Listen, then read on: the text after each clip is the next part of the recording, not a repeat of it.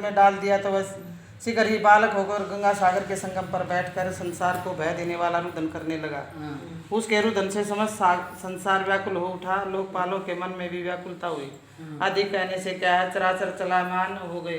शंकर स्वयं के रुदन ब्रह्मांड व्याकुल हो गए। समस्त देवता और ऋषि मुनि व्याकुल होकर लोक पिता में ब्रह्मा जी की शरण में गए। अब सब ने मिलकर ब्रह्मा जी को प्रणाम किया और स्तुति की। फिर कहा, हे पिता में यह बड़ा भयंकर समय है, इसका नाश कीजिए। देवताओं की यह बात सुनकर ब्रह्मा जी सत्यालोक में उस बालक को देखने के लिए समुद्र तट पर आए।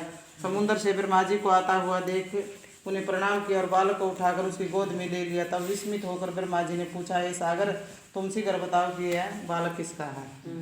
तब समुद्र ने कहा, हे प्रभु, यह तो मैं नहीं जानता, किंतु मुझे इतना आवश्यक ज्ञात है कि ये गंगा सागर के संगम पर प्रकट हुआ है। आप इस बालक का जाति कर्म आदि संस्कार कीजिए, इसका जातक फल बताइए। नारद जी कहते हैं कि उधर तो सागर ब्रह्मा जी से ऐसा कह रहा था, उधर सागर पुत्र भी ब्रह्मा जी के गले में हाथ डालकर बार बार उनको आकर्षण कर रहा था। अब तो उसने ब्रह्मा जी का गला जोर से पकड़ लिया और पीड़ित होकर नेत्रों से आंसू निकलने लगे। किसी प्रकार उन्होंने अपने दोनों हाथों से जोर लगाकर गला छुड़ाया और सागर से कुछ कहा, सुनो, मैं तुम्हें पुत्र का जातक फल बताता हूँ। मेरी आंखों से जो जल निकला है, इस कारण इसका नाम जलंधर होगा। यह पैदा होने के साथ ही तरुण हो गया था। इसे यह सब शास्त्रों का पारंगत, महापराक्रमी, महावीर, जवान और रण दुर्गम तथा सभी दैत्यों का पारंगत और भगवान विष्णु को जीतने वाला होगा।